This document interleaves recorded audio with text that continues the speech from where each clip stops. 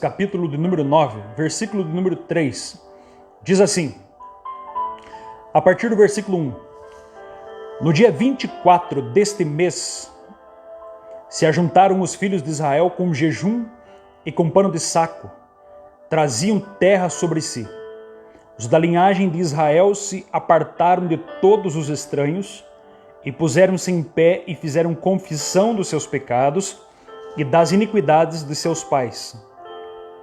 Levantando-se no lugar, leram no livro da lei do Senhor, seu Deus, uma quarta parte do dia, e na outra quarta parte dele fizeram confissão e adoraram o Senhor, seu Deus. Note que o versículo 3 aqui, ele diz, leram no livro, depois vai falar confissão ou confessaram, e depois vai dizer adoraram. O resumo do capítulo do número 9 está nessas três palavras. Leram, confessaram e adoraram. Eu vou repetir. Leram, confessaram e adoraram. É o resumo do capítulo 9 de Neemias. Chegamos no capítulo 9. Estamos meditando algum tempo nesse texto. E que o Senhor nos dê graça nesta noite mais uma vez para explicar a sua palavra. Quando nós olhamos para o livro de Neemias, nós estamos aqui diante de um dos livros mais interessantes acerca da liderança cristã. O livro de Neemias é um livro maravilhoso porque ele trata de muitas verdades do reino de Deus, principalmente fala muito de oração. E esse livro é um livro tremendo, que a história vai nos dizer que Neemias estava lá na sua casa, no seu palácio, melhor dizendo, no palácio onde estava trabalhando ao lado do rei, e de repente recebe a visita do seu irmão Anani. E a Bíblia Sagrada vai dizer que este homem vai relatar para ele a condição espiritual de Jerusalém. Que os muros estavam derrubados, as portas estavam queimadas e o povo estava sendo oprimido naquele lugar. Neemias então, assentando-se e chorando, começou a lamentar e por 4 meses ele lamentou esta situação. Chegou o tempo em que ele orou ao Senhor, pediu sabedoria, e foi até a presença do rei pedir autorização para ir até Jerusalém. 1.500 quilômetros de Suzã até Jerusalém. Neemias foi. E lá eles foram durante alguns meses, alguns dias de viagem. E a história vai nos dizer, a Bíblia Sagrada relata que chegando nesse lugar, ele começa a fazer uma averiguação, uma observação do estado que se encontrava Jerusalém. E ele percebeu, analisou, investigou, ele analisou a situação momentânea, o estado atual daquela cidade. Depois disso, convocou alguns homens e mulheres para que viessem a reedificar, restaurar Jerusalém. E a Bíblia Sagrada vai nos informar que eles começaram a trabalhar. Essa obra vai durar cerca de 52 dias. 52 dias trabalhando, erguendo muros, restaurando portas. Eram 12 portas que eles estavam restaurando. E a Bíblia Sagrada mostra para nós que no meio dessa obra grande realizada, no meio desse trabalho, o inimigo logo se levantou. No capítulo 2, no capítulo 4, você vai ver aí uma grande perseguição do inimigo. O povo fica com medo. O povo tem inimigos externos, como os inimigos, os invejosos da obra, e o povo tem inimigos internos, que é o medo e até mesmo a opressão que o inimigo estava fazendo sobre eles. O certo é que eles ergueram os muros. Por mais que teve perseguição, por mais que teve problema e dificuldade, os muros foram levantados, as portas foram construídas, o nome do Senhor foi glorificado. A primeira verdade que eu aprendo aqui é que a obra de Deus, por mais difícil que seja, por mais inimigos que tenha, por mais perseguição que se venha a ter, a obra de Deus nunca vai perder. A obra de Deus não para. Porque a Bíblia diz que as portas do inferno não prevalecem contra a igreja do Deus vivo. Nenhuma ferramenta preparada prospera contra a igreja do Senhor. Porque Deus sempre vence. O inimigo se levanta, mas se levanta para cair. E o nome do Senhor é glorificado. Chegamos no capítulo 8, Neemias vai reunir o povo na praça da Porta das Águas e vai convidar o povo para ouvir a palavra do Senhor. A Bíblia vai dizer que Esdras, o escriba, pega a lei e eles começam a trazer a palavra diante do povo. Neemias capítulo 8, versículo 8, o texto que lemos aqui na semana passada, diz que eles leram, explicaram e fizeram que o povo viesse a entender. Ou seja, o povo estava ouvindo a palavra, o povo estava entendendo a explicação da palavra e o povo aplicou a palavra no seu coração, a ponto que dobraram seus joelhos com reverência e adoravam e glorificavam o Senhor por causa da sua palavra, engrandeceram a Deus por causa da sua palavra, a ponto que no outro dia novamente eles pediram para que Esdras trouxesse a palavra, a lei, ou seja, a Bíblia hebraica, para que eles pudessem ouvir novamente, para que eles pudessem aprender, para que eles pudessem estar escutando a poderosa palavra de Deus. E assim fizeram, e ficaram cerca de 24 dias cultuando, louvando e ouvindo a palavra do Senhor. A ponto que no capítulo 8, a Bíblia Sagrada vai nos informar que eles vão ler o texto e vão resgatar algumas tradições, resgatar algumas doutrinas que estavam perdidas no tempo. Eles observaram, por exemplo, a festa dos tabernáculos e começaram a se lembrar das grandes obras que Deus havia feito aos seus pais no deserto, o grande livramento que Deus deu lá no Egito, e louvaram a Deus por isso. Por isto é que eles celebraram a festa dos tabernáculos, o tempo que eram escravos, mas agora estavam libertos. Eles aprenderam através da sua palavra, ouvindo a palavra de Deus. Mas quando chegamos no capítulo 9, estamos ainda dentro do mesmo contexto. O capítulo 9 é uma continuação do depois de 24 dias, ouvindo a palavra todos os dias. Pense você, 24 dias, de manhã até o meio-dia, ouvindo a palavra. E eles ouviam a palavra, não eram sentados, eles ouviam a palavra em pé, com reverência, chorando, lamentando. E a ponto que chegamos aqui no dia 24 deste mês, ou seja, o mês de setembro e outubro. A Bíblia Sagrada vai nos informar que aqui eles estão de jejum, eles vestem pano de saco, ou seja, panos de roupas rasgadas. Eles jogavam terra sobre as suas cabeças, num sinal de arrependimento. E a Bíblia diz que os da linhagem de Israel se apartaram de todos os estranhos. Ou seja, eles tiraram um tempo para estar com Deus, um tempo para estar na presença do Senhor. Eles se retiraram dos seus amigos. Eles não ignoraram as pessoas, mas eles falaram assim: nós vamos dedicar um tempo ao nosso Senhor. E chegaram o momento que no versículo 3, a Bíblia Sagrada vai nos falar no capítulo 9, que eles leram o texto novamente. Uma parte do dia eles estavam lendo, outra parte eles tiraram apenas para colocar em prática aquilo que leram. Ou seja, eles vão confessar os seus pecados, os seus erros, as suas transgressões, as suas iniquidades, as suas injustiças. E depois que eles confessaram, o texto do versículo 3, capítulo 9, vai dizer que eles adoraram o Senhor seu Deus. O capítulo número 3 traz aqui essas 3 atitudes, que eles leram a palavra, depois confessaram e depois adoraram. Isto nos mostra dentro desse capítulo do número 9, dentro aqui desses 37 versículos que tem no capítulo 9, mostra a grandeza de Deus e a fragilidade do homem. É sobre esse tema que eu quero falar aqui nesta noite. Eu peço para que você escreva embaixo aí: a grandeza de Deus dentro desse texto e a fragilidade do ser humano, a fragilidade do homem. Por quê? Porque eles vão primeiramente ler. E ler dentro da Bíblia hebraica, eles vão ler e conhecer. E quando você lê a Bíblia, quando você examina a Bíblia, você começa a ter conhecimento. E quando você tem conhecimento, você começa a sair da ignorância. Você começa a não ser mais enganado pelas seitas, você não começa mais a ser uma pessoa que era, digamos assim, ignorante ou até mesmo inocente naquilo que você está lendo. Porque a partir do momento que você está lendo, você está conhecendo, você está aprendendo, você está sendo alimentado pela palavra de Deus. E quando eles leram aqui no capítulo número 9, versículo 3, a palavra do Senhor, eles entenderam que o tamanho da grandeza do Deus que eles serviam. Note comigo e perceba aqui, preste atenção. Eles tinham vindo do cativeiro babilônico há algum tempo. Muitos deles eram jovens que nasceram no cativeiro. Porque o povo de Judá, o povo de Israel, ficou lá cerca de 70 anos naquele cativeiro. Alguns não tinham a experiência com Deus que os seus pais tinham. Alguns não tinham a experiência desse Deus. Não conheciam esse Deus, mas através da palavra, através da pregação, eles começaram agora a entender quem é esse Deus.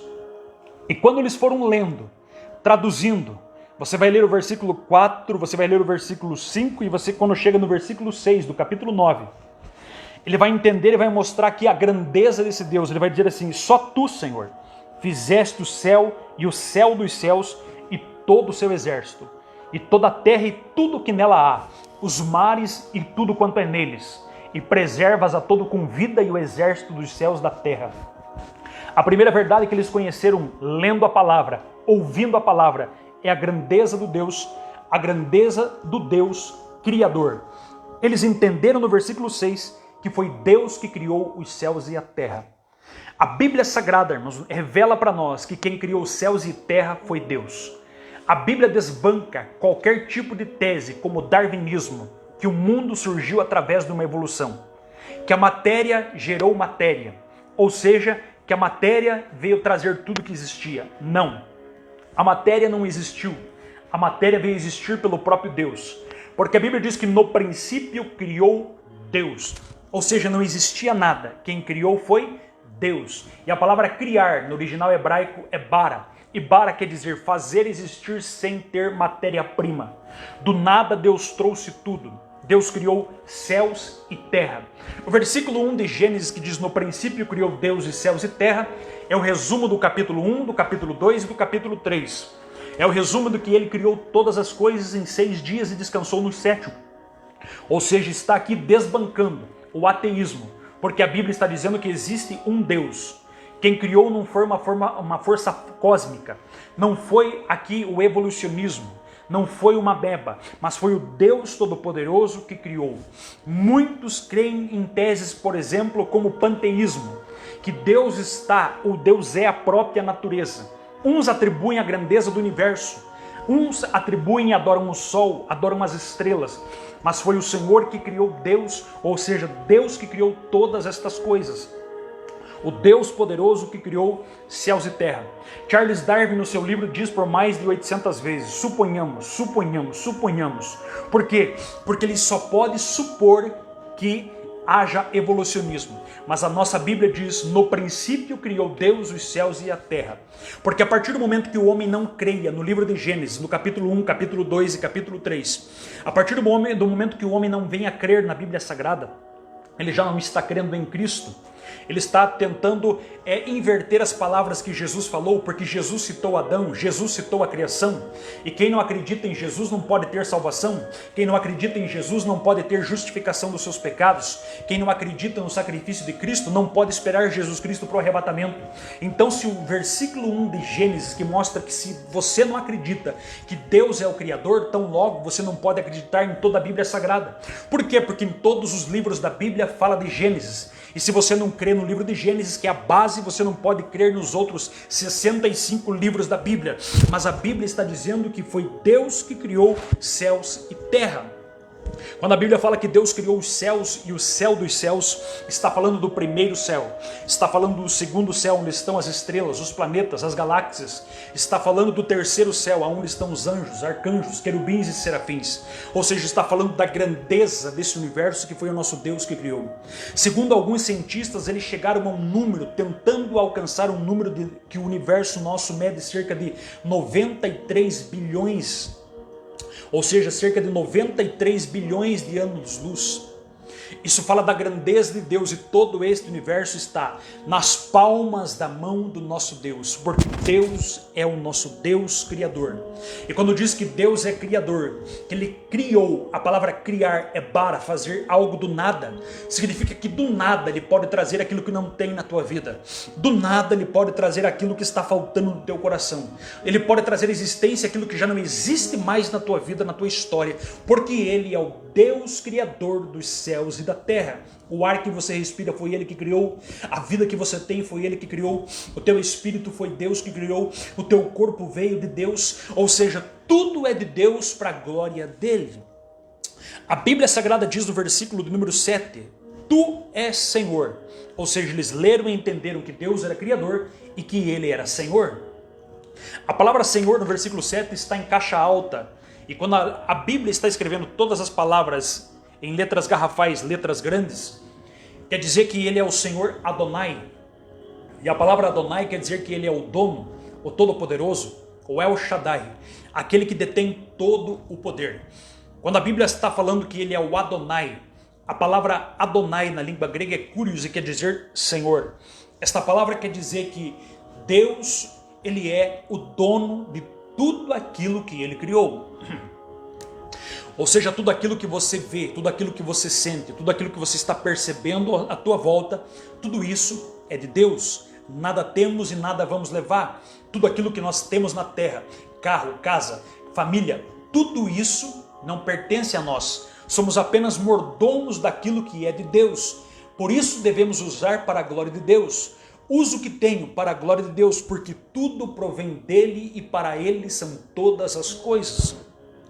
Se a Bíblia diz que ele é Senhor, os judeus, eles não conseguem falar o nome de Deus, porque a palavra, o nome de Deus, irmãos, na língua hebraica, quer dizer Jeová. Ou seja, Jeová não pode ser pronunciado na verdadeira língua deles. Então eles colocaram o nome num tetragrama Jeová. No grego é Yahvé. E Deus, quando se manifestou a Moisés na sarça, Moisés perguntou qual é o seu nome. Ele disse, eu sou. E quando ele fala eu sou, ele está dizendo, eu sou tudo aquilo que você precisa. Eu sou o Jeová Rafá, o Deus da cura, se você precisa de cura. Eu sou o Jeová Shalom, o Deus da paz, se você precisa de paz. Eu sou o Jeová Jiré, o Deus da provisão, se você precisa de provisão.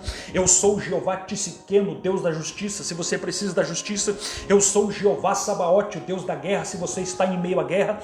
Eu sou o Deus que está em todos os lugares, em todas as circunstâncias. Eu estou agora junto contigo. Deus está conosco agora. Deus está trabalhando nessa live. Deus está trabalhando ao meu e o teu coração. Deus está agindo na nossa vida agora, nesse instante e momento, porque Ele é o único Senhor. A Bíblia Sagrada mostra aqui para nós que esse Deus, no versículo 9, ou no versículo 8, melhor dizendo, nós vamos entender que esse Deus aqui é um Deus de promessas. Porque o versículo 8 vai dizer assim, que ele cumpriu a sua promessa com Abraão. Ele fez aliança e cumpriu a promessa. Quem é o Deus de Neemias, no capítulo número 9 e versículo aqui do número 8? É o Deus que cumpre promessas. Coloque embaixo, por gentileza. Deus cumpre promessas. A Bíblia Sagrada registra 32 mil promessas de Deus. 32 mil. Ou seja, dessas 32 mil promessas, tem promessas coletivas e promessas individuais. Significa que Deus tem promessas para todos nós, como igreja, para o seu povo, para a terra. E Deus tem promessas individuais para mim e para você que está me ouvindo aí. Existem várias promessas de Deus para mim e para a tua vida. Ele cumpriu a sua promessa com Abraão, porque Abraão não poderia ter filhos. Ele cumpriu a promessa em Abraão, dizendo que Abraão, a sua descendência seria como as estrelas do céu, seria como grãos de areia do mar. E isso ele estava falando não apenas dos judeus, mas estava falando também de todos aqueles que aceitarem Jesus Cristo como seu único e suficiente Salvador. Hoje eu e você somos filhos de Abraão também pela fé. Ou seja, a promessa se cumpriu e o nome dele foi glorificado. Eu sou uma promessa de Deus, porque um dia Deus falou comigo no ano de 2003, você será pregador da palavra, você será um homem que vai pregar em muitos lugares, vai levar o evangelho. Eu estou aqui pregando, por quê? Porque Deus é um Deus de promessas. Se Deus fez uma promessa para ti, descansa o teu coração, confia em Deus, busque, creia, dê um passo, comece a agir, que Deus tem promessas para cumprir na sua vida. Porque Deus é fiel com a sua palavra. A Bíblia Sagrada vai nos mostrar a grandeza desse Deus. No versículo número 7, dizendo assim, tu és Senhor, o Deus que elegeu Abrão, e tirou de Ur dos Caldeus e lhe puseste por nome Abraão. O que a Bíblia está dizendo? Neemias é aqui, juntamente com Esdras, estão lendo o livro e estão ouvindo também a pregação. E aprendendo, eles estão aprendendo que Deus é Criador, que Deus é um Deus de promessas, que Deus é Senhor. E no versículo 7, que Deus é um Deus que transforma. Porque ele pega um homem chamado Abrão e transforma em Abraão. Abrão significa exaltado. Abraão significa pai de multidão. Ou seja, ele pega um homem que estava em Ur dos Caldeus, uma terra pagã, uma terra iníqua, e vai transformar ele em pai de grandes nações, e vai fazer com que ele vá para Canaã, vai cumprir promessas na sua vida, mas vai transformar a sua vida antes. Porque antes de Deus cumprir a promessa na tua vida, primeiro precisa passar pelo processo da transformação. Primeiro você precisa ser lapidado por Deus. Antes de Deus cumprir a promessa em você, Deus trabalha em você. Antes de Deus cumprir o que ele tinha na vida de Abraão, Deus vai trabalhar na vida de Abraão. Antes dele usar o vaso, ele vai trabalhar dentro do vaso. É por isso que você percebe que parece que Deus está chacoalhando a tua vida. Parece que acontece tantas coisas e você fala assim: Senhor, parece que estou sendo provado. Parece que tem tanta dificuldade aqui. Calma, fica tranquilo. Você tem promessa de Deus, descansa o teu coração. Por quê? Porque Deus trabalha em você para depois trabalhar com você. Foi assim com Moisés, trabalhou em Moisés para depois trabalhar com Moisés. Foi assim em Elias, trabalhou com Elias para depois trabalhar e usar Elias. Foi assim com Paulo, trabalhou no vaso Saulo para depois trabalhar com Paulo. Foi assim o próprio Cristo também, irmãos. 30 anos na carpintaria para exercer 3 anos de ministério. Deus trabalha em nós para depois trabalhar com nós, porque Ele transforma a nossa vida. E Deus hoje quer transformar o meu e o teu coração. O Deus que Neemias estava pregando, o Deus que Esdras estava lendo a palavra aqui, é um Deus que transforma. É um Deus que transformou a minha vida e pode transformar a sua também. Eu era um jovem que estava no mundo perdido, um mundo totalmente fora da presença de Deus, andando com pessoas que não acreditavam em Deus, que não estavam nem aí para Deus, fazendo a vontade do inimigo, drogas, vício, imoralidade, prostituição, mas Deus é aquele que transforma e o nome dele é exaltado. Nesta noite, Deus quer transformar vidas que estão me vendo através desta palavra, através dessa live. Deus quer transformar a tua casa, Deus quer transformar a tua família. Creia em Deus e começa a falar com Ele. Diga: Senhor, transforma meu casamento. Senhor, transforma a vida do meu cônjuge. Senhor, transforma a vida do meu marido. Senhor, transforma a vida dos meus filhos. Deus é aquele que transforma água em vinho. Transforma um gadareno num pregador, transforma uma mulher samaritana que aos olhos dos homens era uma mulher imunda numa pregadora, numa missionária, transforma Saulo de Tarso, perseguidor, num grande missionário, num grande apóstolo, transforma perseguidor num homem que agora é perseguido, mas prega o evangelho, transforma homem pescador como Pedro, num grande apóstolo, ganhador de almas. Deus é o Deus que transforma. Esse Deus é aquele que tira de trás das malhadas e faz rei.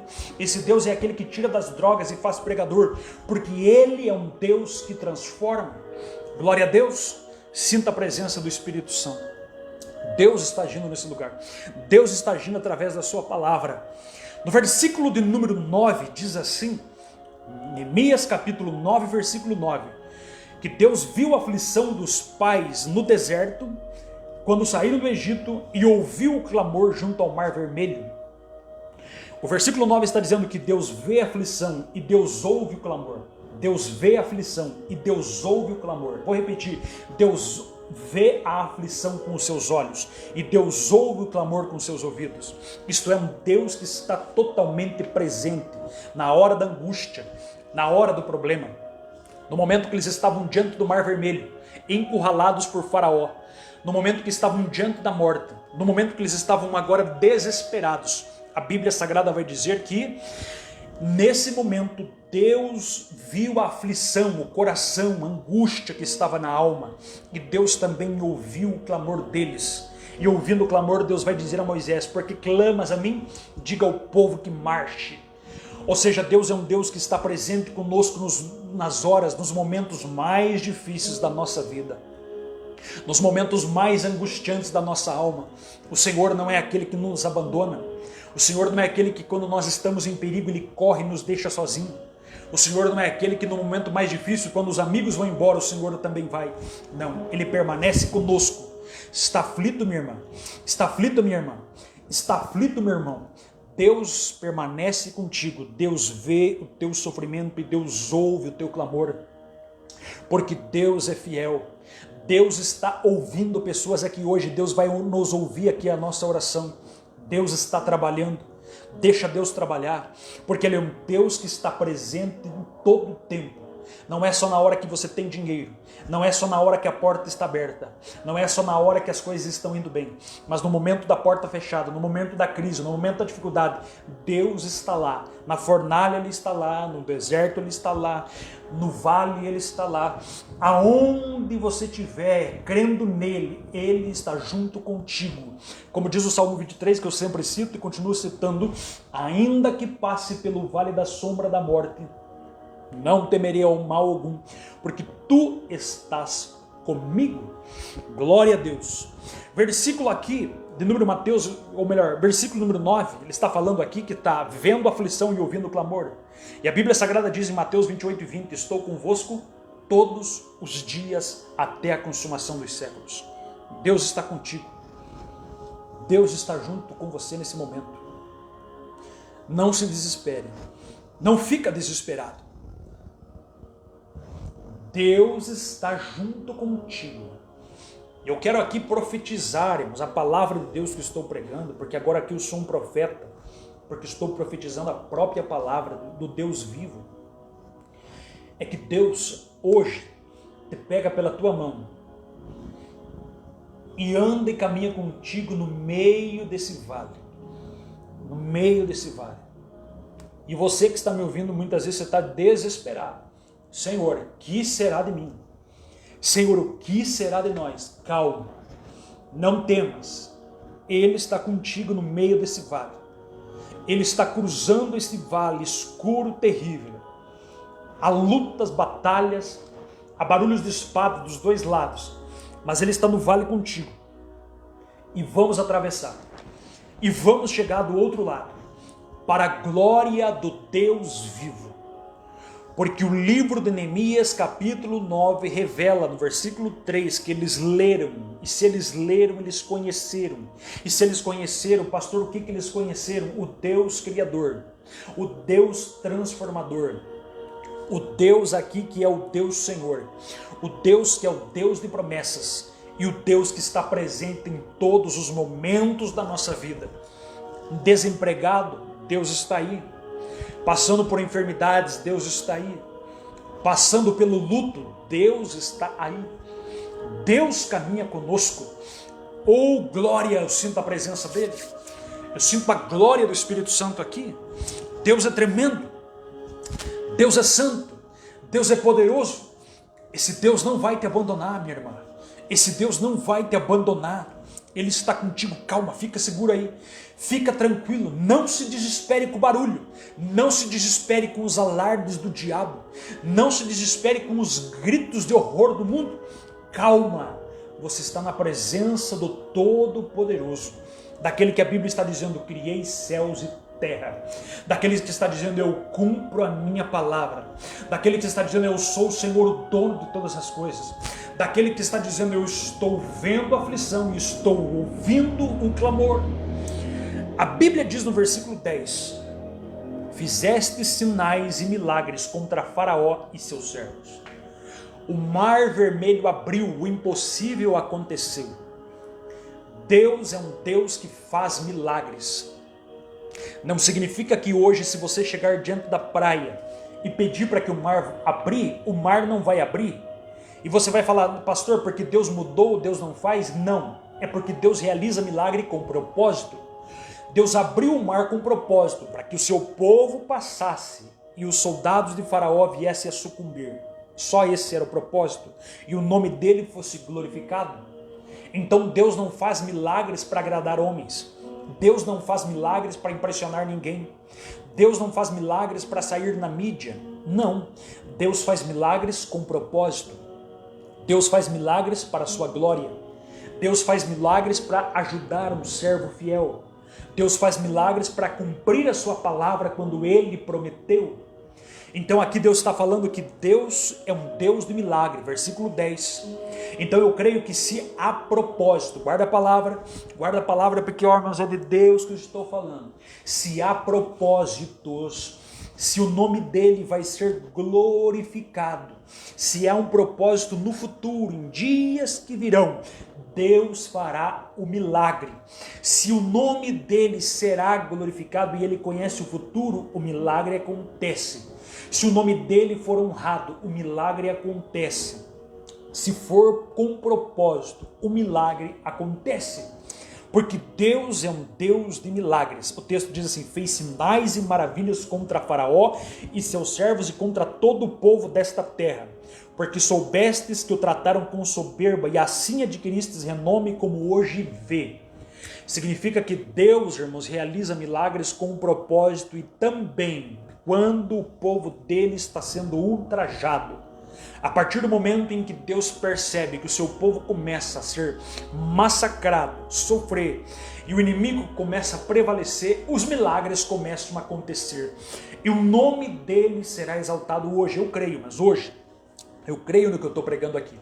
Eu creio que hoje Deus pode fazer um grande milagre através desta live. Eu creio, não porque eu faço, porque eu não faço nada. Eu creio porque Deus faz através da nossa vida, através da nossa oração, através da nossa fé. Deus faz maravilhas. A Bíblia diz que Deus fazia maravilhas pelas mãos de Paulo. E Deus, eu creio que Ele faz milagres com propósito. Se há propósito, o nome dele será glorificado. Glória a Deus. E para encerrar a parte A, que vai dizer assim, que eles leram e conheceram, capítulo 3, o versículo 15, vai dizer assim: pão dos céus deste na sua fome, e água da rocha lhe fizestes brotar na sua sede. Eles estão percebendo e vendo que o Deus dos seus pais, estamos aqui no livro de Neemias, capítulo 9, versículo 15, que quando eles estão lendo, eles estão conhecendo quem é o seu Deus. O Deus que criou os céus e terra, o Deus Criador, o Deus que é Senhor, o Deus Adonai, dono de tudo, o Deus que transformou a vida de Abraão, o Deus que transforma, o Deus que faz milagres, que fez milagres e abriu o mar vermelho, mas também o Deus que faz promessas, que tirou Abraão de Ur dos Caldeus e mudou o seu nome, transformou. E o Deus aqui do versículo 15, que no deserto abriu o mar vermelho, depois mandou pão do céu e tirou água da rocha. Significa que esse é o Deus da provisão. É o Deus que realiza grandes obras, nos tira da onde estávamos, salva, transforma, mas nos salva e nos transforma, não para deixar simplesmente largado. Deus tem propósito com os seus. Ou seja, Deus cuida da minha vida, Deus cuida da sua vida. Está passando por dificuldade? Está passando por problema na sua vida? Creia no Deus da providência. Não tenha medo de acreditar que o teu Deus é o Deus da provisão. É o Deus que manda maná quando precisa, quando o nome dele precisa ser realmente glorificado e quando você está realmente realmente precisando da provisão. Como assim? É quando os teus celeiros acabam, Deus continua com os celeiros abertos. Quando os teus recursos esgotam, os recursos de Deus continuam sendo derramados sobre a sua vida. Quando você diz assim: Senhor, a porta fechou, Deus começa a abrir as portas dele. Quando você diz: Senhor, as minhas forças acabaram, Deus começa a dizer: então eu começo a colocar força em ti. Quando você diz: Senhor, agora já não tem mais jeito, Deus diz: deixa comigo, porque eu trabalho e eu faço, e o nome dele é glorificado. Porque Deus é o Deus da provisão. Esse Deus é o Deus que alimentou Elias e mandou corvos para o alimentar. Esse Deus é o Deus que alimentou aquela viúva de Serepta e o azeite multiplicou. Esse Deus é o Deus que multiplicou pães no deserto e alimentou mais de 5.000 homens, sem contar com mulheres e crianças. Esse Deus é o Deus que fez com que Pedro fosse atrás de um peixe e aquele peixe tinha uma moeda e a moeda pagou seus impostos, porque Deus é o Deus da provisão. Esse Deus é o Deus que sustentava Paulo no meio da pregação. Esse Deus aqui é o Deus Todo-Poderoso que sustentou o povo no meio do deserto, aonde não faltava nada, aonde a presença de Deus estava junto todo momento. Esse Deus é o Deus que supriu as minhas necessidades, do pastor William. Sim, quando meu filho não tinha calçado para calçar, Deus levantava alguém para dar.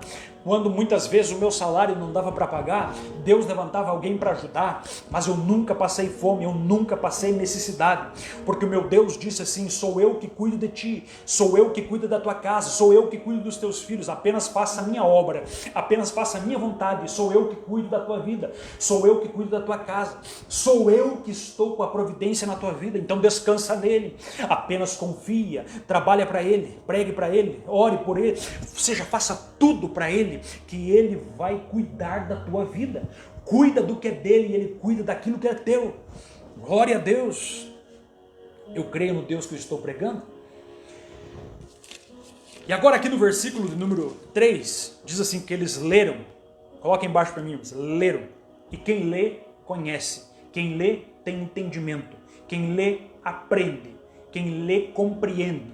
Quem lê, fica com clareza do que está acontecendo. Eles leram e tiveram conhecimento de que Deus era o Criador, de que Deus era o provedor, de que Deus é transformador, de que Deus é o Deus de promessas, de que Deus é o Deus de milagres e que Deus é o Deus que está presente em todos os tempos, em todas as circunstâncias. Mas também vai dizer aqui que eles leram numa parte do dia, em outra parte eles fizeram confissão. Leram, confessaram e adoraram. E quando fala que eles fizeram confissões, aí você diz assim: pastor, por que eles fizeram confissões? Esse povo, depois de ler a palavra, entender que Deus é grande, que é poderoso, que Ele transforma, entenderam que esse Deus é o Deus poderoso que sustentou o povo de Israel no deserto, eles vão reconhecer que eles não são nada.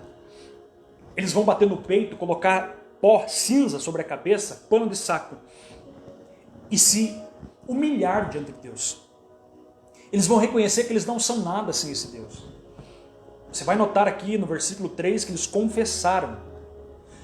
Pastor, o que é isso? Eles vão se quebrantar diante da grandeza desse Deus. O que está acontecendo no capítulo 9?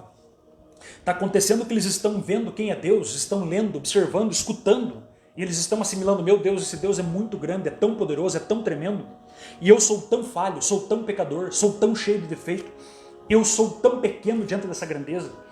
Porque quando você é confrontado pela grandeza de Deus, você se sente inútil, você se sente pequeno, você se sente fraco.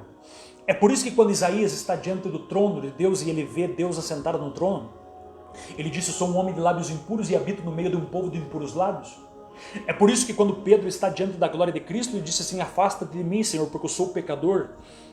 Porque quando nós estamos diante da luz, nós conseguimos observar em nós todas as manchas, todos os defeitos. Quanto mais próximos da luz nós estamos, mais nós vemos defeitos em nós. Se você pegasse a tua mão e olhasse para ela e perguntasse para você agora: tem defeito, tem bactérias, tem alguma sujeira na tua mão? Você ia olhar e dizer não. Mas se você colocasse diante de uma luz muito forte, diante de uma luz que penetra-nos e enxerga muito mais além do que os teus olhos, com certeza você ia perceber que a tua mão está muito suja.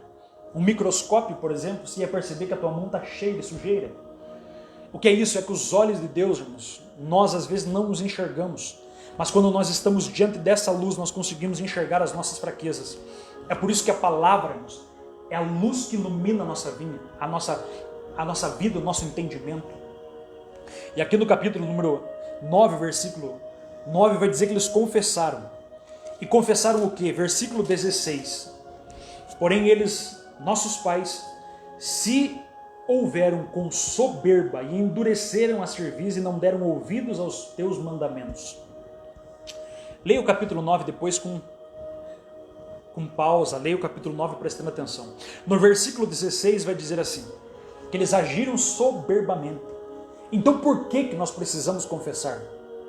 Por causa da soberba, por causa do orgulho, porque nós pensamos que podemos viver sem Deus, nós pensamos que podemos viver sem orar, nós pensamos que podemos viver com a nossa força, pensamos que podemos arranjar trabalho, serviço, e ir para o trabalho e voltar para o trabalho com o nosso próprio entendimento. Achamos que podemos conquistar os diplomas e colocar na nossa parede pela nossa própria intelectualidade, pela nossa inteligência. Pensamos que somos melhores do que os outros. Quando falamos mal de alguém, nós estamos dizendo: eu sou melhor que ele, eu faço melhor que ele. E isso é pecado em nós, isso é soberba. E a soberba é um pecado que Deus aborrece. A Bíblia diz que Deus aborrece o soberbo e Deus exalta os humildes. A Bíblia diz que Deus abomina e detesta o soberbo. Por quê? Porque o soberbo ele abate todo aquele que se acha diante dele. Lúcifer, que era um anjo de luz, um dia se ensoberbeu, criou soberba no seu coração e quis ser igual a Deus. E ele caiu, foi lançado do céu. Por quê? Porque se quis crescer ou quis se achar diante de Deus. Só que a soberba transforma anjos em demônios, transforma pessoas humildes, a soberba, em pessoas que são terríveis. Nós não podemos carregar a soberba no coração. E a soberba é algo terrível, que nos afasta da presença de Deus. A soberba acontece quando eu acho que prego melhor que o irmão, quando eu acho que eu sou melhor que o irmão, quando eu acho que eu tenho mais, que eu posso mais, que eu consigo mais, que as pessoas precisam de mim e que eu sou uma pessoa insubstituível. Isso é soberba, mas nós precisamos ser humildes. Entenda que eu e você, esse corpo que você está vendo aqui é pó e vai voltar para o pó, é cinza e vai voltar para lá. Ou seja, nós somos o pó e do pó nós vamos voltar. O que vale mais diante daí de você, irmãos, é a tua alma que está dentro de ti. É por isso que quando as pessoas morrem, se tornam todas no mesmo nível. Cadê o dinheiro? Cadê as posses? Cadê as riquezas? Ninguém é melhor do que o outro. E as lutas que nós estamos passando hoje com o coronavírus, Covid-19, nós estamos percebendo quão frágil é o homem. Cadê o dinheiro? Cadê a grandeza? Cadê a fama? Estamos todos no mesmo nível. Estamos todos no mesmo barco. Estamos todos no mesmo patamar. Ou seja, esse Deus é grande, mas nós somos fracos. Esse Deus é poderoso, mas nós somos o pó da terra. Esse Deus é santo, mas nós somos pecadores. Esse Deus é grande, maravilhoso e eterno, e nós somos seres mortais aqui. Precisamos da misericórdia dele, da graça dele. Isso fala aqui que eles vão pedir perdão e confessar a sua soberba. E Deus não ouve a oração de soberba. Deus não ouve a oração de quem acha-se melhor do que o outro. Versículo de número 17 vai dizer assim: recusaram a ouvir e não lembraram das tuas maravilhas. Significa que esse povo, irmãos, Deus fez tanto milagre. Deus abriu o mar vermelho, Deus mandou água da rocha, Deus mandou as codornizes, Deus foi uma coluna de fogo com eles à noite, Deus era uma nuvem de dia. E quando eles estavam lá na frente, o que aconteceu? Eles se esqueceram de Deus. Chegou o momento dessa caminhada que quando Moisés sobe ao monte, pegar as tábuas da lei, o que eles fazem? Eles constroem um bezerro de ouro. Eles se esquecem de tudo aquilo que Deus fez. E o que é isso? Ingratidão. Por que esse povo aqui no capítulo 9 de Neemias está confessando os seus pecados? Por causa da sua ingratidão. Eles estão reconhecendo que são ingratos por aquilo que Deus faz. Pastor, e aplica a palavra agora para a minha vida, ao nosso coração. Já estamos aplicando. E nós? Somos ingratos? Será que nós também, da mesma maneira, muitas vezes não ficamos reclamando para Deus: Senhor, por que essa luta? Senhor, eu sou teu servo. Senhor, porque eu sou dizimista. Senhor, porque eu faço a tua obra. Senhor, porque eu prego lá na igreja. Senhor, porque eu estou cantando, porque eu estou pregando, porque eu estou orando. Será que muitas vezes nós também não somos ingratos a Deus? Porque ficamos olhando para a vida do próximo, dizendo assim: o fulano tem casa e eu não tenho. O fulano não paga aluguel e eu estou pagando aluguel. Porque o fulano tem um carro bom e eu não tenho um carro bom. Porque o fulano, a empresa dele está crescendo e a minha está quebrando. Será que nós não ficamos murmurando contra Deus e esquecendo daquilo que Deus já fez e ficamos olhando para aquilo que ainda nem temos? Então vamos agradecer por aquilo que nós temos, agradecer por aquilo que Deus já fez. Pastor, o que Deus já fez? Primeiro, Ele te deu a vida, que você não era para existir. Segundo, Ele escreveu o teu nome no livro da vida através do sacrifício de Cristo, e isso não tem dinheiro que pague. Terceiro, Ele está te dando a vida para você viver agora. Isso é ganho, é lucro. Se você está aqui agora, é lucro. Não pense que você merece estar nessa terra. Não pense que você merece estar vivo aqui. Porque você erra todo dia, você falha todo dia. Você pisa na bola com Deus todo dia. Se fosse no Antigo Testamento, talvez nós estaríamos mortos. Porque por bem menos Uzá morreu, por bem menos pessoas eram mortas por transgredir contra Deus. Só que graças a Deus, Jesus Cristo morreu na cruz e Ele tem um furo na mão como um advogado. por você. Porque tem momentos que o diabo diz assim, ele merece morrer, mas Jesus Cristo é o teu advogado. Tem momentos que você merece ser sucumbido, mas a graça de Deus está sobre a sua vida. Entenda, nós precisamos confessar a Deus as nossas falhas, as nossas soberbas, o nosso ego, a nossa mania de se achar que somos melhores que os nossos irmãos. Nós precisamos confessar aqui também para o Senhor a nossa ingratidão por tudo aquilo que Ele nos fez hoje. Talvez nós não merecíamos estar vivos agora, mas o Senhor já nos deu um dia abençoado. O Senhor já te deu família. Tem gente que não pode ter filho, você tem. Tem pessoas que não podem respirar, você está respirando. Tem pessoas que não podem ouvir, você está ouvindo. Tem pessoas que não podem enxergar, você está enxergando eu aqui agora nessa live. Tem pessoas que não têm uma casa para morar, estão na ponte, estão na rua agora, você tem uma casa aí. Tem pessoas que já não tem ninguém na família, você ainda tem pessoas ao seu lado. Tem pessoas que não tem nada mais, mas você ainda tem alguma coisa. Tem pessoas que nem a esperança do céu, nem Deus eles têm, porque muitas vezes não acreditam em Deus.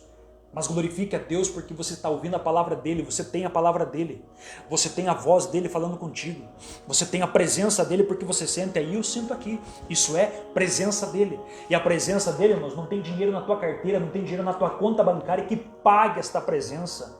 Ainda que você quisesse comprar, você nunca vai conseguir comprar a presença, a glória do Senhor, porque esse Deus é tremendo. Então valorize aquilo que Ele já fez, valorize aquilo que você é hoje. Isso é benefício de Deus na tua vida. Salmo 68, a Bíblia diz, versículo 19, se não me falha a memória, bendito é o Senhor que de dia em dia nos acumula de benefício. São benefícios toda hora, benefícios todos os dias. Respira fundo aí, respira fundo. É benefício de Deus. Pergunta para quem está entubado, para quem está no oxigênio. Pergunta para quem está com o vírus do Covid. Como que é ficar sem ar? Glorifica a Deus pelo ar que você está respirando, meu irmão. Glorifica a Deus pelos pulmões que você tem. Glorifica a Deus pelo coração que bate dentro do teu peito. Glorifica a Deus pelos 5 dedos que você tem, que tem gente que não tem. Glorifica a Deus com a mão que você tem para pegar, porque tem gente que não tem. Glorifica a Deus com as pernas que tem para andar, porque tem gente que não tem. Glorifica a Deus por tudo que você é e por tudo que Deus já fez na sua vida e por tudo que Deus vai fazer ainda. Glória a Deus. Por que eles deveriam confessar? Versículo 18. Ainda mesmo quando fizeram para si um bezerro de fundição e disseram, este Deus que nos tirou do Egito, e cometeram grandes blasfêmias. O que eles fizeram? Blasfêmia contra Deus. E o que é blasfêmia? Blasfêmia é atribuir a um Deus ou a demônio aquilo que Deus fez. E aqui no versículo aqui de número 18, eles estão blasfemando porque estão atribuindo ao bezerro de ouro a retirada do Egito. Ou seja, foi Deus que tirou eles do Egito, eles estão dizendo que foi o bezerro de ouro. Quando, pastor, que eu blasfemo contra Deus? Quando eu digo que se não fosse o meu dinheiro, Deus não poderia me ajudar. Quando que eu blasfemo contra Deus? Quando eu digo assim que se não for eu acordar cedo, Deus não me dá nada. É blasfêmia contra Deus. Quando que eu blasfemo contra Deus? Quando eu digo que eu não preciso de igreja, porque igreja é lugar para pessoas pequenas e pessoas que talvez não têm cultura. Quando eu digo isso, eu estou blasfemando. Por quê, irmãos? Porque é Deus que faz. Mas eles não apenas cometeram a blasfêmia, eles estão aqui cometendo também a apostasia. O que é apostasia? Depois de estar acreditando, depois de crer, voltar a praticar os erros do passado. Isso é apostasia.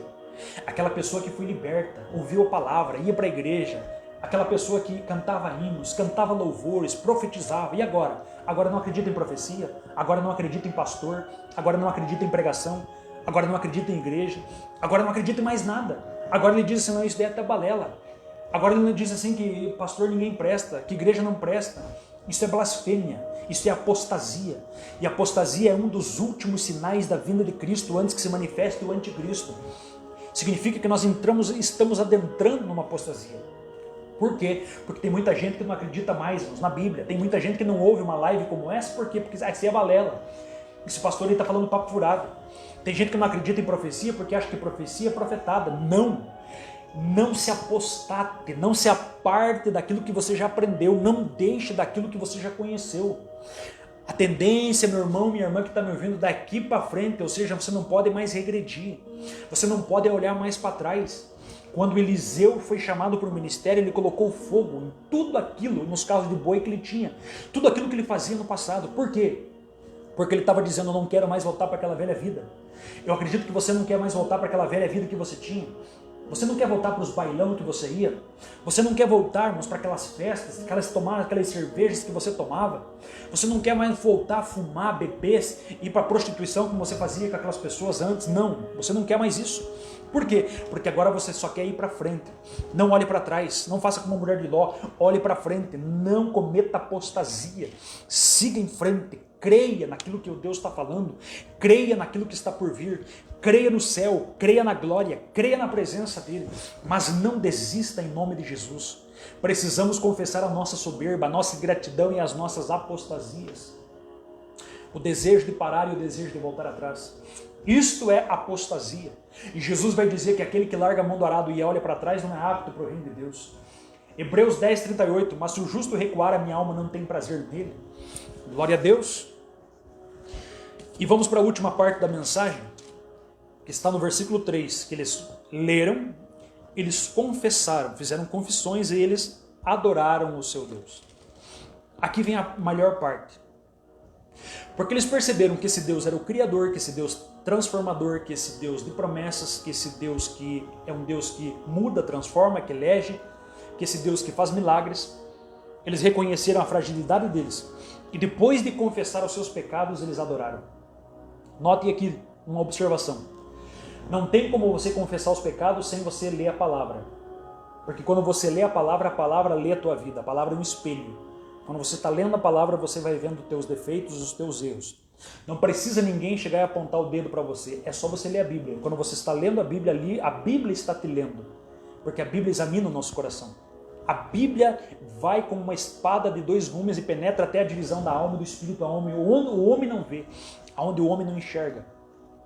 Mas depois que ela mostra os nossos pecados, nós confessamos. E só depois que nós confessamos, nós podemos adorar. Então agora eles vão adorar. Por quê, meus? Porque Deus não recebe a adoração quando nós estamos com soberba no coração. Deus não recebe a adoração quando nós queremos competir com o nosso irmão. Porque antes de você entregar a tua oferta de adoração, primeiro vai e reconcilie com o teu irmão. Deus não recebe a oferta quando eu acho que sou melhor que o próximo. Deus não recebe a minha oração quando a minha oração é a oração do fariseu, quando eu acho que sou melhor que o próximo. Deus não recebe o meu louvor quando há competição. Deus recebe a adoração quando existe humilhação. Lembra de Caim e Abel? Abel ficou bravo. Ou melhor, Caim ficou bravo com Abel. Porque havia uma competição, ele queria competir na adoração. E a adoração dele foi rejeitada. Porque primeiro Deus olha para o coração. O coração tem que ser quebrantado. E agora, depois aqui desse texto, eles pedirem perdão, Deus vai receber a adoração. Lembra da mulher samaritana? A mulher samaritana queria adorar, queria saber aonde era o lugar de adorar. Mas primeiro Jesus fala para ela, viu? Você já teve 5 maridos e o que tem agora não é teu. Ou seja, a palavra revelou o coração dela. A própria palavra encarnada, Jesus revelou a sua vida. A hora que ela entendeu isso, Jesus falou para ela, se você soubesse quem fala contigo, eu te daria água viva. Jesus agora está falando de uma promessa que ela vai ser cheia do Espírito Santo, vai ser cheia da glória dele. E ele diz para ela, a hora vem, a hora é, ou seja, é agora também, que os verdadeiros adoradores adorarão ao Pai em espírito e em verdade.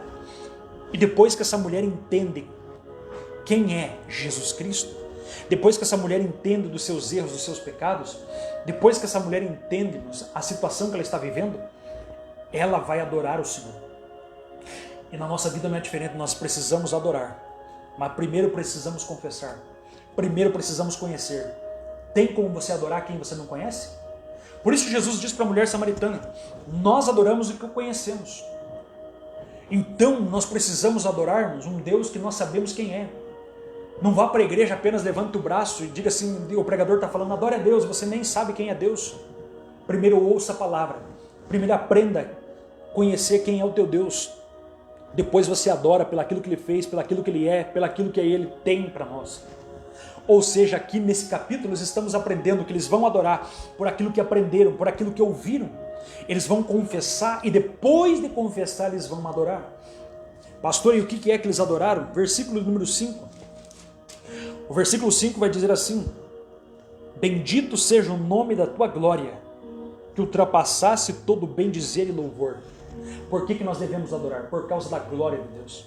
Por que eu adoro a Deus? Por causa da sua glória. Por que nós cantamos louvores? Para a glória de Deus. Por que nós fazemos composição de louvores? Para a glória de Deus. Por que nós fazemos qualquer coisa na igreja? Deve ser para a glória de Deus. Por que você oferta? Para a glória de Deus. Porque o nosso louvor e a nossa adoração deve ser para a glória de Deus. Quando eu canto para pessoas, Deus não está recebendo.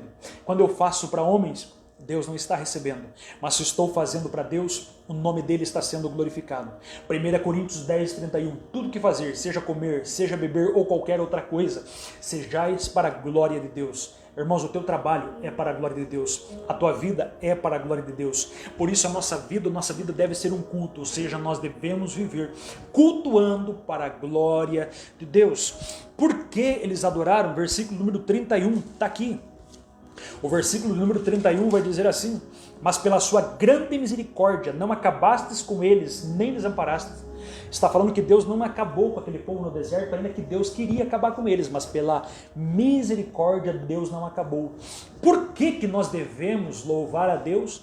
Por que eu devo adorar? Por causa da sua misericórdia. Eu e você já deveria ter sido consumido há muito tempo, porque nós erramos, nós falamos coisas que não devemos, nós colocamos os olhos aonde não devemos, nós muitas vezes fazemos cada coisa. Já poderíamos ter sido consumidos há muito tempo. O povo dessa terra, Deus poderia ter consumido com eles há muito tempo. Deus poderia dizer: vou destruir com a terra de uma vez por todas. Mas por que Deus não fez? Por causa da sua grande misericórdia. Por que Deus não destruiu Sodoma e Gomorra, todo mundo que estava lá? Por causa da sua grande misericórdia. Deus é um Deus de misericórdia. O que é misericórdia? Misericórdia, mas é quando Deus não faz aquilo que nós merecíamos que Ele fizesse. Ou seja, Deus não faz aquilo que nós merecemos. O que nós merecíamos? Nós merecíamos o castigo, mas Deus não faz. Isso é misericórdia. Diferente de graça. Porque graça, Deus faz aquilo que nós não merecemos. Então nós não merecemos, mas Deus faz pela sua graça. E misericórdia, nós merecemos e Deus não faz por causa da sua misericórdia.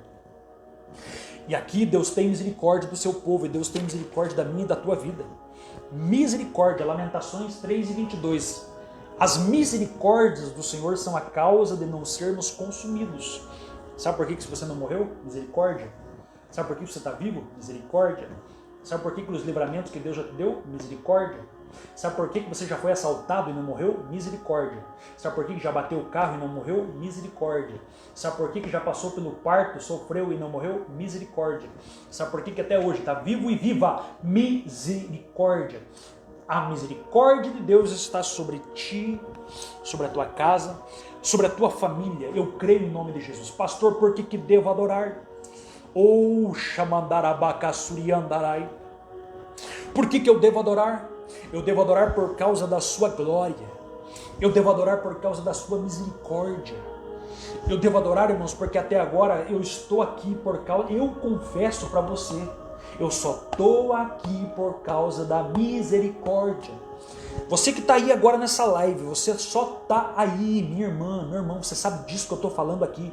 Você sabe que o Espírito Santo, como um fogo e como uma espada, ele penetra o teu coração agora e te diz: você só está aí agora por causa da misericórdia. E o texto diz no versículo 33, diz assim: porque tu és justo, tudo quanto tem vindo sobre nós, pois tu fielmente procedeste. Porque devemos adorar?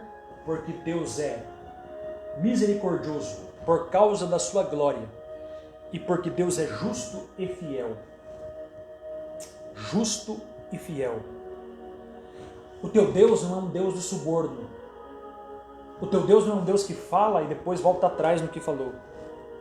O teu Deus não é um Deus que promete e esquece do que prometeu. O teu Deus não é aquele que mente ou brinca com os teus sentimentos. Não. Deus é sim e não. É só isso. Sim, sim e não. É dessa forma que Deus trabalha. Tem orações que você faz para Deus e Deus vai dizer não. Tem orações que Deus vai dizer sim. Se ele falou sim, não adianta os homens dizer não. Mas se ele falou não, não adianta os homens dizer sim. A porta que Deus abre, ninguém fecha. E a porta que Deus fecha, ninguém abre. É assim.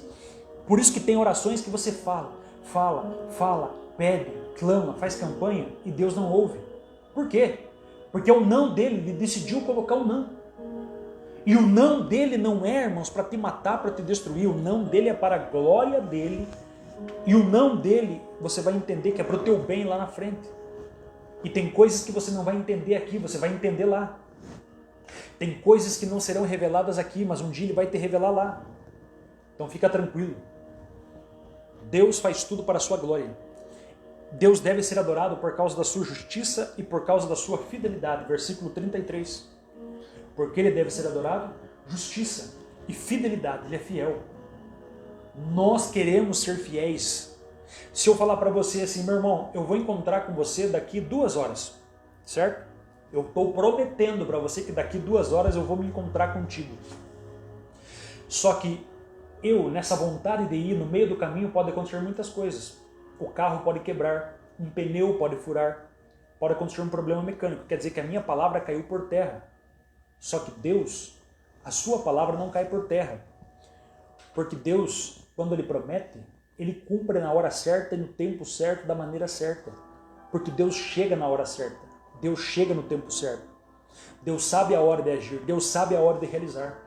Porque se Deus é fiel, ou seja, se Deus falou para você que vai fazer, Deus vai fazer, fica tranquilo, mas é no tempo dele. Ele é fiel. Ele não vai te abandonar. Ele não vai desistir da tua vida porque Ele é fiel. É nós que desistimos dele. É nós que abandonamos Ele. É nós que deixamos Ele de lado. É nós que temos tempo para tudo, menos tempo para Ele. É nós que ouvimos todos, mas não vimos a Ele. Porque Ele é fiel. Ele é fiel. Teus amigos te abandonam na hora da luta, mas Ele continua lá. Os homens, muitas vezes, se interessam por você quando você tem dinheiro ou alguma coisa para oferecer. Mas Deus se interessa por você não por aquilo que você tem. Porque Ele te escolheu não por aquilo que você tinha. Porque até por então você não tinha nada. Você não era nada. Ele te escolheu por causa da graça dEle, da misericórdia dEle, da glória dEle. E por quê, meus? Por causa da sua fidelidade. Primeiramente com a sua palavra. E por último, para fechar, versículo 17. Por que esse povo adorava e por que nós devemos adorar? Versículo 17 diz assim,